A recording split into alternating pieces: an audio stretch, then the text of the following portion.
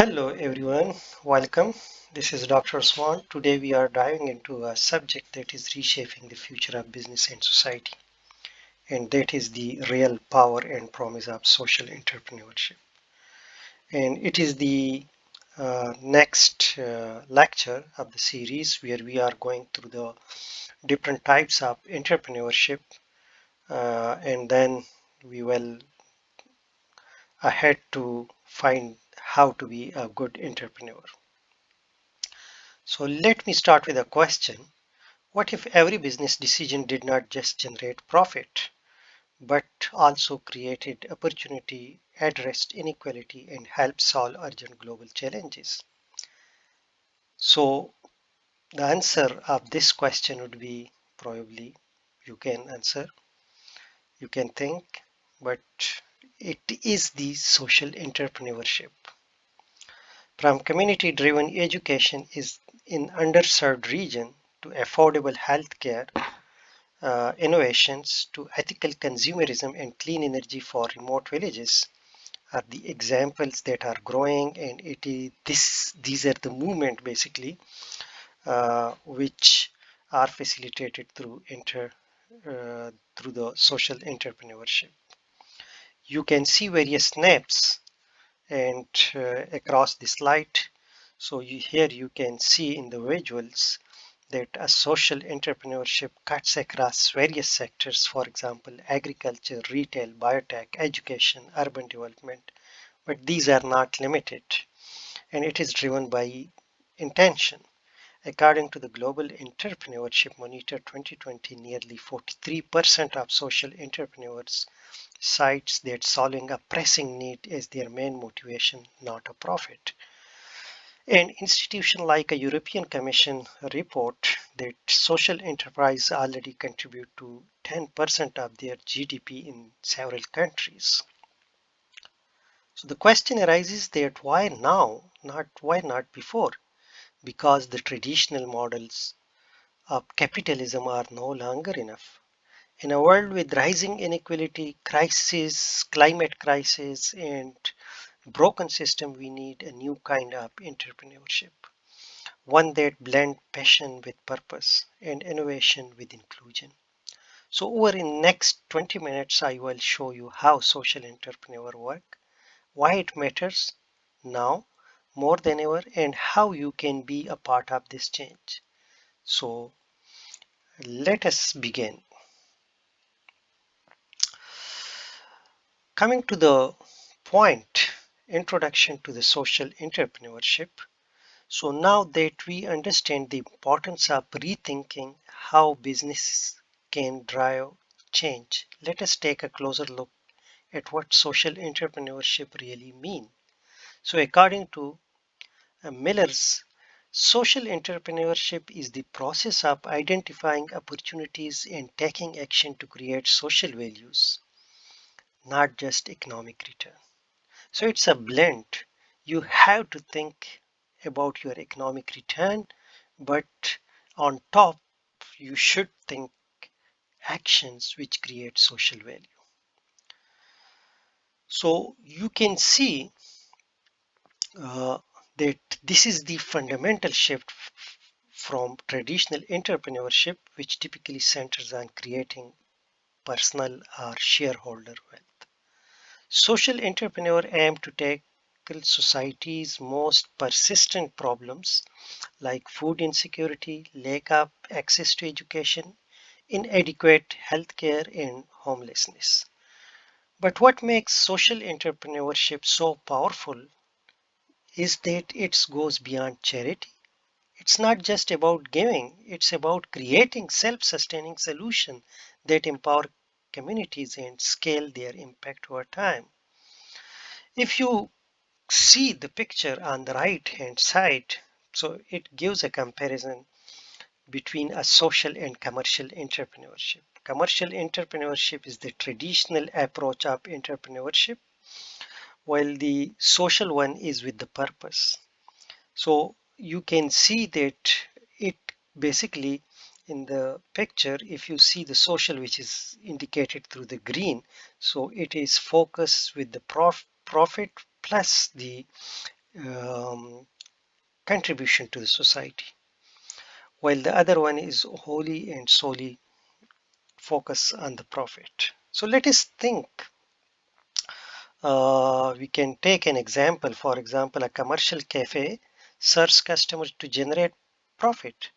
So a social cafe, and there should be a difference between a commercial cafe and social cafe. So commercial cafe is just generate profit, while a social cafe might use the same model but reinvest the earnings into training and employing local youth, or sourcing ethically and sustainably from marginalized farmers.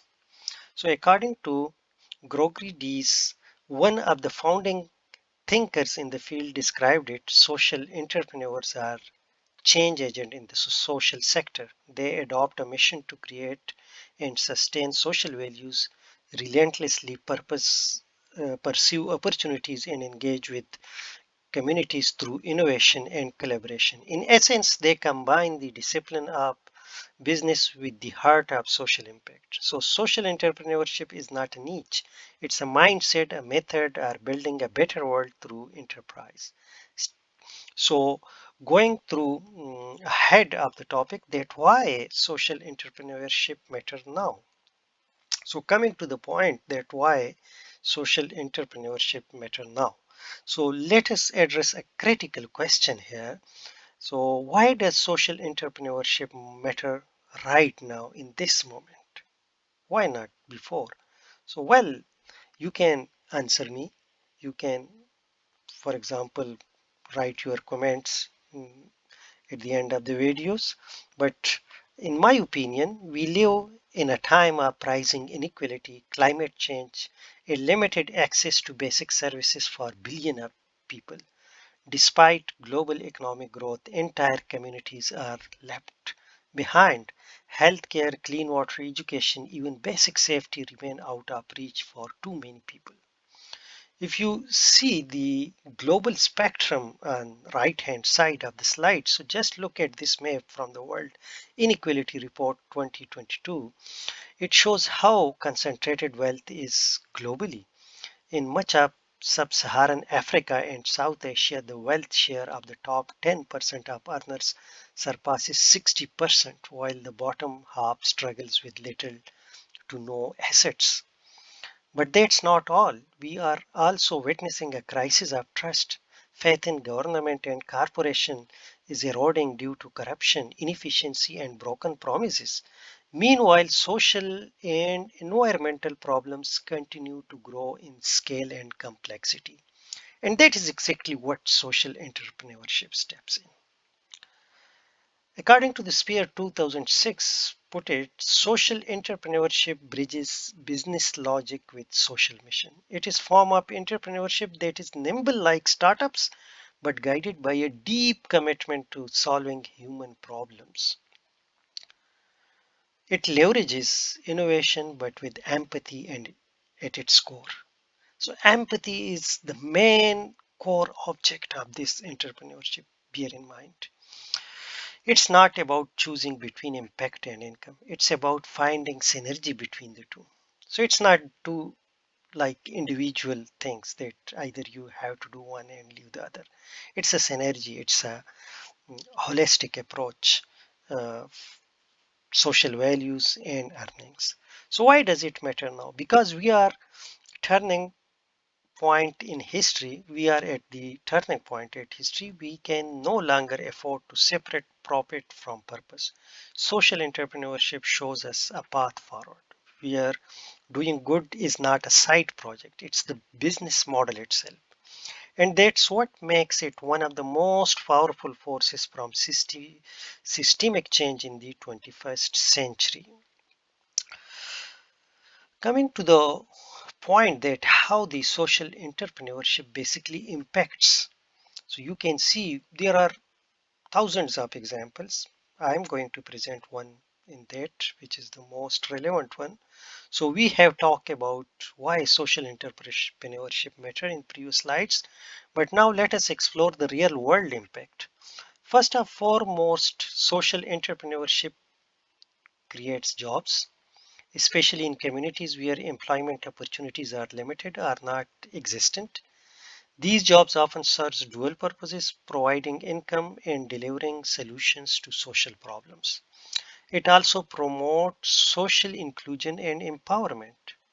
As Mendes and colleagues explain, social enterprises often give voice and opportunity to marginalized groups, whether that's women in rural communities, youth in urban centers, or people with disabilities.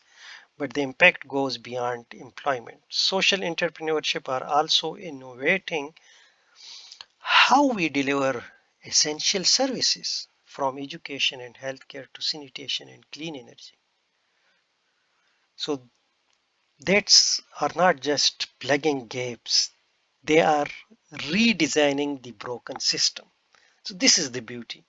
And that's why it impacts. It's the redesigning because traditionally we have damaged our social and natural setups in this society and in this globe.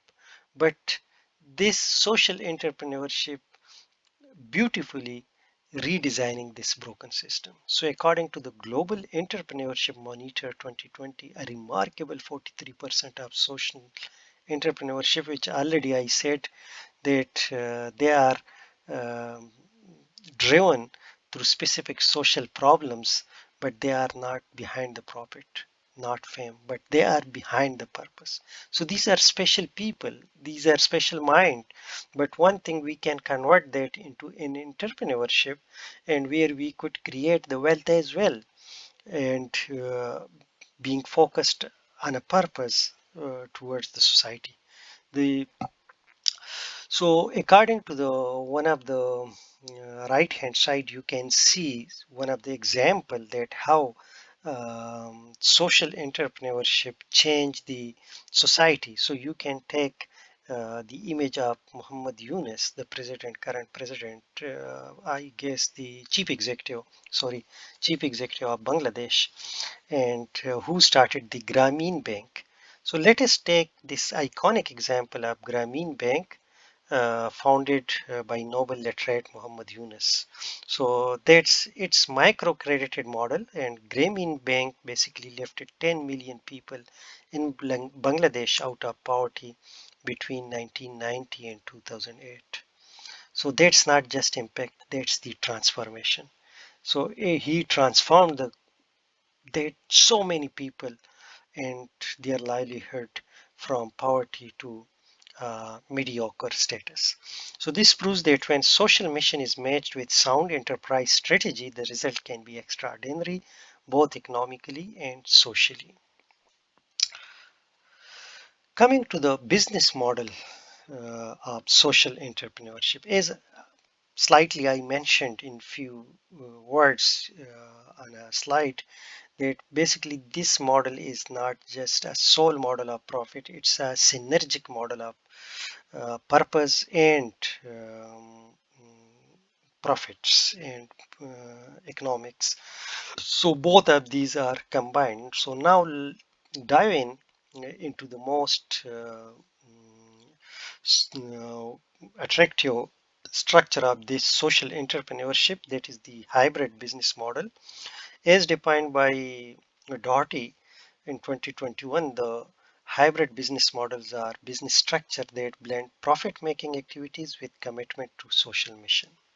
That means instead of choosing between social impacts and financial sustainability, hybrid models combine these both and thrive at the intersection.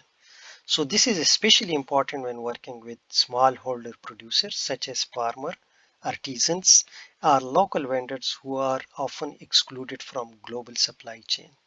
Hybrid models help integrate them to inclusive value chain, giving them market access, fair prices, and long-term support.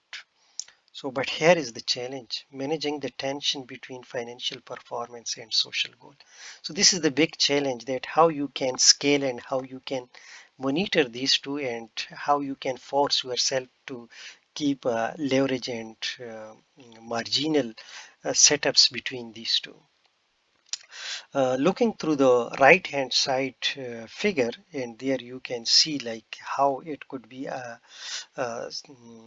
generated as social acceptance for this social entrepreneurship. So these are the three different dimension for increasing its social acceptance in the society. So first is the socio-political acceptance. That is the top priority, where technologies and policies must be embraced by the public, stakeholders, and policymakers.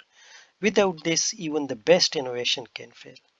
The second one is the community acceptance. This means building trust, procedural justice, fairness. If local communities does not feel seen or respected, the model would not work. And the other one is the product market acceptance. Products and services must be viable and competitive. That includes gaining support from consumer, investors, and even other businesses. Christopher et al. Basically framed this perfectly in the model shown here, that sustainable social enterprises operates at the center of these three domains where market, community, and political will overlap. So they are proofs that doing good and doing well are not mutually exclusive. They are mutually reinforcing each other. So how the question is how a social entrepreneurship happen, how it will work. So here I'm going to present a stepwise approach that how a social entrepreneurship happen from idea to impact. So first of all, you have to find an opportunity and you have to make an opportunity recognition first of all. So everything starts with insight. Social entrepreneur begin by identifying a gap or failure in the system, whether it is access to healthcare, education, food, or fair wages. This is not just problem spotting, it's about seeing opportunities where others see dead ends. So you have to find the opportunities that this is the problem and how you can solve it and how you can find your entrepreneurial opportunities inside it and how you will serve the community. The second step is mission driven. You have to document this. Once you start the your social entrepreneurship approach, so you first of all, once you identify the opportunity, so you list it, you identify the gaps, you find the ways how to improve it, and then at the second stage you have to move forward to the mission driven business model creation. In this the you have to build a business model that align profit generation with the mission. The goal has not just sustainability, it's scalability with integrity. The business must be able to grow while still fulfilling its social purpose. So you have to list the second step of this. The third step, you have to write down your resource mobilization, which includes securing capital, building partnership, and recruiting the right team. So this is the third step of uh, be a social entrepreneur and to make it tangible on ground. So basically, resource mobilization build ecosystem support. They tap financial, human, and social capital to drive your mission. The fourth one is the social innovation and impact measurement. In this one, uh, where you can see um, basically you are scaling the impacts, you are measuring and scaling the impact. So in this one you do, you launch, you test, you refine your approach, but with set social entrepreneurs measurements and impacts with certain parameters. It is not just revenue. So you have to answer, are we solving the problems? Are we improving the lives? So if you answer these in a tangible form, so then you can properly scale your um, social innovations towards the communities. And the fifth one is the monitoring. In the monitoring, you have to monitor, you have to keep the long-term relevance of your entrepreneurial practices with the purpose. Whatever you at the first stage, you in the ideation stage, which is known as the opportunity recognition. So in that ideation, whatever you have thought, so you have to keep monitor that whether you are uh, align with that, are you deviating of that. So this is the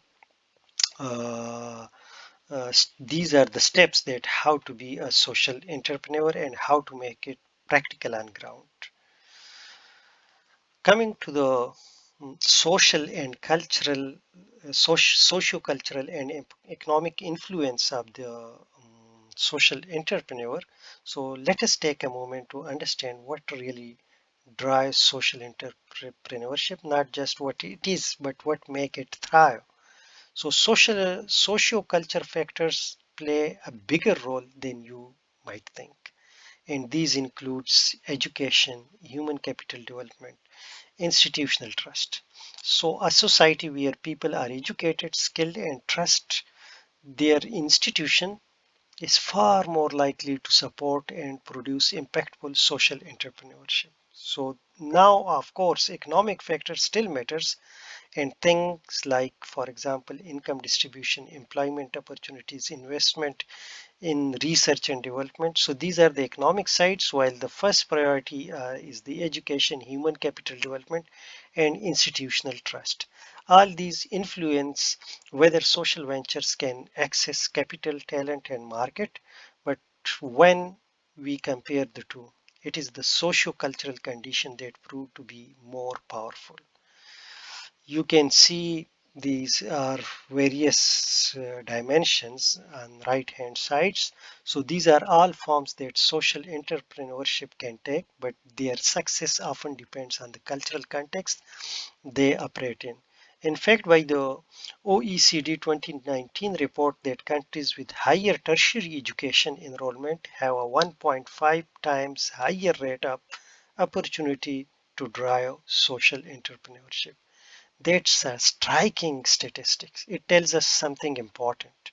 If we want more social entrepreneurs, we don't just need money. We need system that empower people to think differently, take risk, and lead with purpose. So this is, for example, if you employ more people into the higher tertiary education level, so you will get more people who are more empowered. They can think differently, they can take risk, and they can lead with the purpose. So when we talk about fostering social enterprise, we must invest not only in policies and funds, but also in education, trust, and human capability. Coming to the point where we can discuss the key challenges of the social entrepreneurship. So it comes with its own set of challenges. These are some unique challenges as compared to the conventional entrepreneurship or commercial entrepreneurship. So let us start with the most fundamental, which is known as the dual mission tension. Because you have two mission in your mind. One is the social, and the other one is the profit and your income. So social enterprise must be balanced between doing good and doing well, maintaining a strong special mission while also staying financially stable. So this is the a dual mission tension, which is a challenge. According to Miller, this tension often pulls leaders in two directions, especially when investors prioritize returns over impact. The other one is the lack of standardized performance matrices, and other one is, for example, you can see the unlike profit, which is easy to measure, social impact can be subjective and context specific. The absence of widely accepted framework makes it difficult to communicate success, attract funders, or benchmark progress across organization. The third one could be resource constraints. Access to capital, skilled person, and infrastructure can be limited, especially in regions where social needs are most severe. The fourth one is the regulatory and institutional barrier. As Peer 2006 emphasized, many legal and policy environments were not designed with social enterprises in mind. This, lead, this leads to misclassification, limited eligibility for funding, and bureaucratic roadblock. If you see the challenges faced by social entrepreneurship, so they in the right hand side, so the graphic breakdown challenges like insufficient capital, you can see scarcity of competent manpower, lack of government support, commercial viability concerns, and even basic hurdles like access to creative thinking networks. So these are the various other main dimensions we have to keep in mind, that what challenges we can face when we are working with the social entrepreneurship. These challenges are interconnected and persistent. We have to keep in mind these are not separate, these are interconnected. But here is the important part: challenges are not dead ends, they are catalysts. You have to keep in mind that challenges are not dead ends, they are catalysts, and they give you opportunity. In fact, many social entrepreneurs are at their most creative when navigating resources limitations or cultural inefficiencies. So we continue. Remember this: identifying these barriers is not to discourage, but to design better systems that we can be overcome. So we understand challenges, steps up to be in social entrepreneur. We understand coming to the point where we can see that what are the opportunities in social entrepreneurship. So in this one, we can see that we can explore new markets for underserved communities. While traditional businesses often overlook low income population, social entrepreneurs see them as a potential partner, producers, and customers. So they see as an opportunity from affordable healthcare clinics to clean energy in off-grid villages. These markets are not only untapped, they are deeply needed.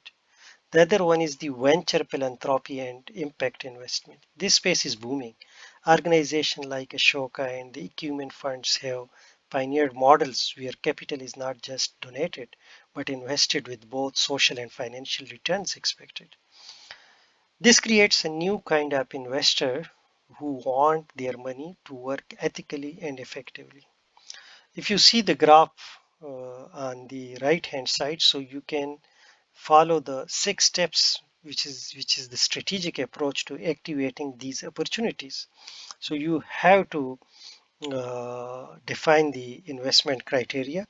If you want to enter yourself in the new markets and flourishing yourself, you have to define the investment criteria and identify the value sectors and social mission. Research investment targets, you have to identify that. Analyze the potential portfolios, for example, where the risk, timelines, and blend up impact versus returns. Align the investment fit, choose ventures, create an investor map, match capital with purpose by building a community of like-minded funders, create personalized outreach plans. So customize in this one, customize engagement strategies and monitor the performance. So these are the opportunities where you can find the way that how to proceed. So you can find even the funders and like-minded people if you want to enter into the new market, and you have to something in mind like a blended value creation where you see a purpose of doing well by doing good.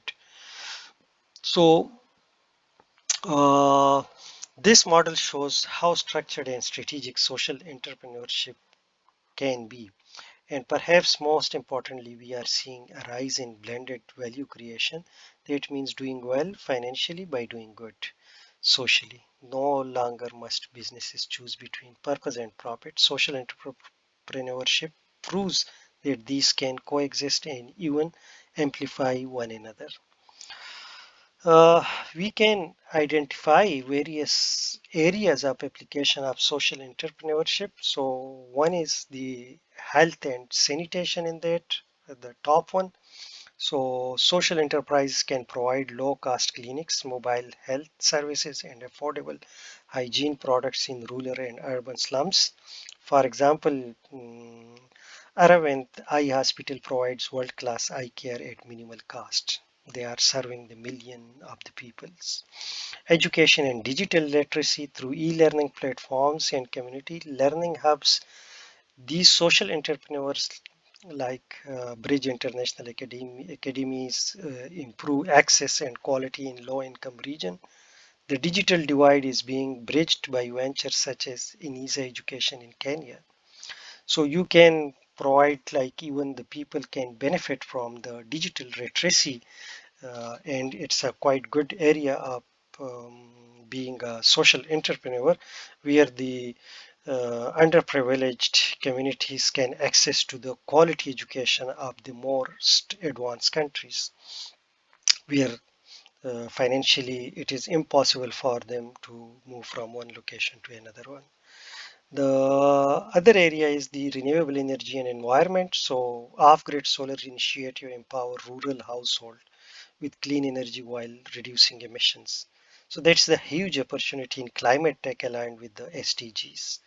Livelihood and agriculture is another area of application, where the social enterprise create inclusive supply chain connecting farmers to fair market and enhancing skills.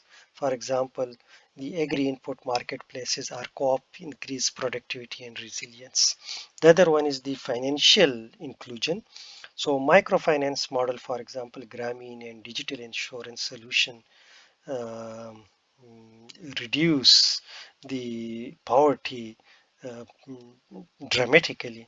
And here, according to the World Bank report, around 1.7 billion adults are still unbanked globally. So it's still a major opportunity. Similarly, the microfinance and the other um, digital apps helped so many people in the third world countries to access directly through mobile uh, to the financial markets and financial payments, which is not usually possible through their banks, and they even sometimes not able to open a bank account, but they can use these digital tools to pay digitally and use it for the digital payments. Coming to the point where we can say about the how this social entrepreneurship could be part of value chain development. So in the value chain, we can say that the concept is more just offering a service or product is about restructuring the entire system. So in the restructuring, we have to know that how goods are produced, sourced, and distributed in a way that prioritize ethics, sustainability, and community inclusion. If you go through the figure of the necklace, so here we can see that traditional supply chain process, and the other one is the social supply chain and value chain. So in this traditional one, we can see resource strategies and organization structure to procurement, employment, and finally distribution of the product and services.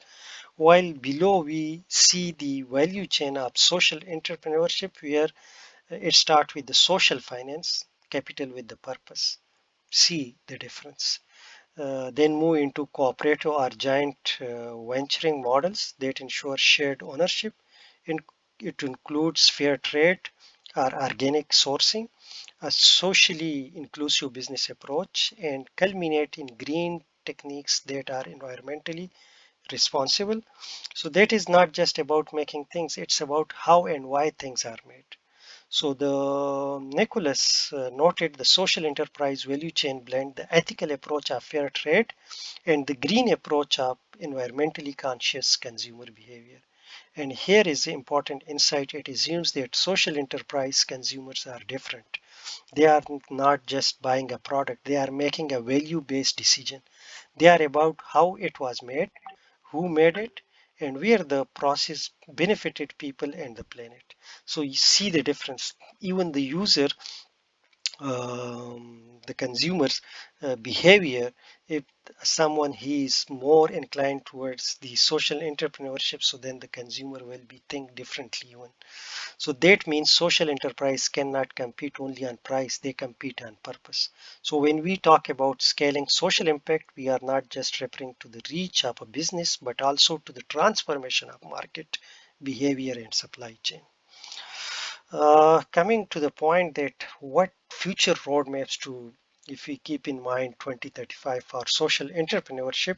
So according to the United Nations and again reports that by 2035 the impact of investing market could exceed $1 trillion. Over 1 million social enterprises are expected globally by 2030. This is the UNDP report. And for this, we have to look through the, if we want to implement this roadmap, so at least we have to keep in mind the three pillars. One is the policy. We need government to set up, that means enacting laws that recognize and support hybrid business models, both that deliver profit and purpose, which is the social entrepreneurial models. It also includes promoting social procurement policies where public institutions buy goods and services from socially responsible businesses.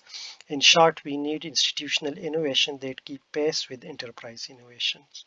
And this policy, one of the projects where I have worked, and in the future, I can foresee that there will be by 2040, maybe 2035, that there will be some restrictions on the producers and the business owners who are not socially responsible. So even the consumers will be socially responsible, and even they are now, but the producer should be.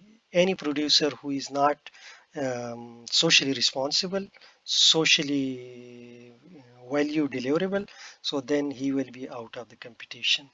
The third pillar of this roadmap to keep it intact, that is the education.